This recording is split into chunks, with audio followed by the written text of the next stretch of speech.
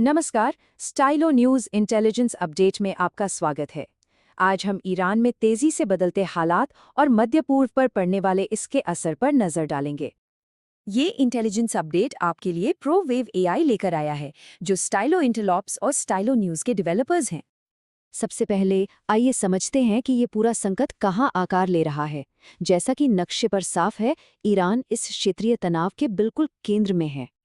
तो चलिए इस विश्लेषण की शुरुआत करते हैं ईरान के अंदरूनी हालात से, क्योंकि इसी ने मौजूदा संकट को जन्म दिया है। ये टाइमलाइन दिखाती है कि कैसे कुछ ही हफ्तों के अंदर आर्थिक मुद्दों पर शुरू हुए विरोध प्रदर्शन एक राष्ट्रव्यापी राजनीतिक आंदोलन बन गए और शासन ने इसका जवाब बल प्रयोग से दिया। इस संकट को लेकर दो बिल्कुल अलग अलग नजरिए सामने आते हैं। एक तरफ ईरानी सरकार का कहना है कि ये विदेशी ताकतों द्वारा भड़काए गए दंगे हैं, वहीं दूसरी तरफ प्रदर्शनकारियों का मानना है कि यह आर्थिक तबाही और राजनीतिक दमन के खिलाफ एक स्वाभाविक आवाज है। शासन ने इस विरोध को दबाने के लिए कई कड़े कदम उठाए हैं।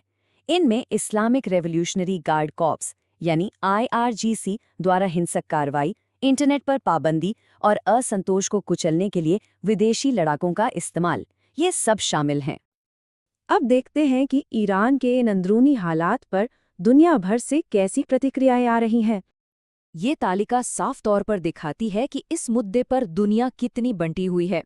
जहां एक ओर संयुक्त राज्य अमेरिका सैन्य कार्रवाई तक की चेतावनी दे रहा है, वहीं दूसरी ओर चीन खुलकर ईरान का समर्थन कर रहा है।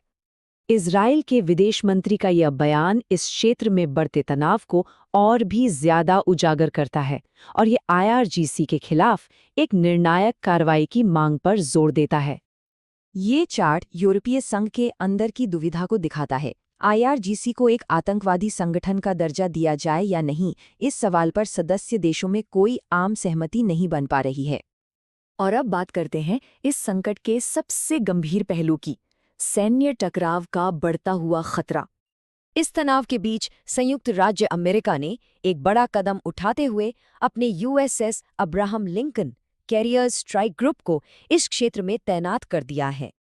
और इसके जवाब में ईरान के IRGC ने भी सैन्य तैयारी बढ़ाने की घोषणा की है, जिससे हालात और भी तनावपूर्ण हो गए हैं।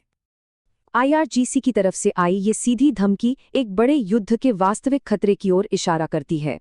साफ है कि किसी भी हमले को जंग का ऐलान माना जाएगा। ये नक्शा हॉर्मुज़ जलडमरू मध्य के रणनीतिक महत्व को दिखाता है। ये एक ऐसा अहम समुद्री रास्ता है जिसे ईरान ने बंद करने की धमकी दी है।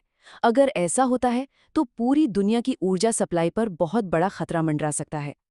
तो आगे क्या हो सकता है? आइए उन कुछ अहम डेवलपमेंट्स पर नजर डालें जो इस संकट की दिशा तय करेंगे। फिलहाल स्थिति बहुत नाजुक बनी हुई है।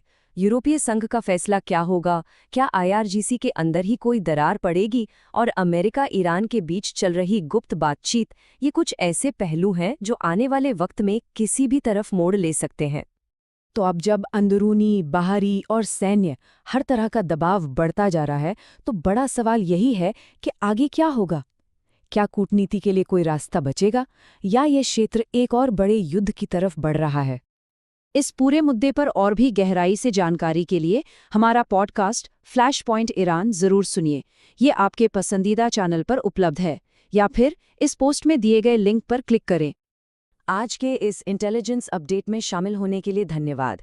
AI द्वारा संचालित ऑन डिमांड खबरों के लिए www.stylonews.com पर जाकर स्टाइलो न्यूज़ को सब्सक्राइब करना न भूलें।